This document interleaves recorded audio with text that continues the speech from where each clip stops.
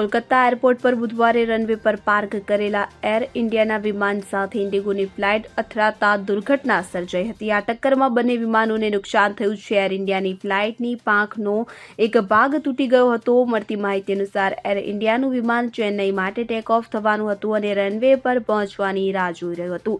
તે દરમિયાન ઇન્ડિગોની flight runway પર આવી અને એર ઇન્ડિયાના પ્લેન સાથે અથડાઈ હતી કે જેને કારણે વિમાનની પાંખને નુકસાન થયું હતું। જે બાદ આ ઘટના અંગે ઇન્ડિગો દ્વારા એક નિવેદન બહાર પાડવામાં આવ્યું હતું, જેમાં વિમાનની તપાસ માટે રોકી દેવામાં આવ્યું હોવાનું જણાવવામાં આવ્યું હતું। આ કારણે કોલકાતા અને દરભંગા વચ્ચે ઇન્ડિગોની ફ્લાઇટ 6E6152 મોડી પડી હતી। તો બીજી તરફ ડિરેક્ટોરેટ જનરલ ઓફ સિવિલ એવિએશને આ ઘટના અંગે તપાસના આદેશ આપ્યા છે। તેમજ ઇન્ડિગોના પાયલટ અને કો પાયલટ બંનેને ડ્યુટી પરથી હટાવી દેવામાં આવ્યા છે।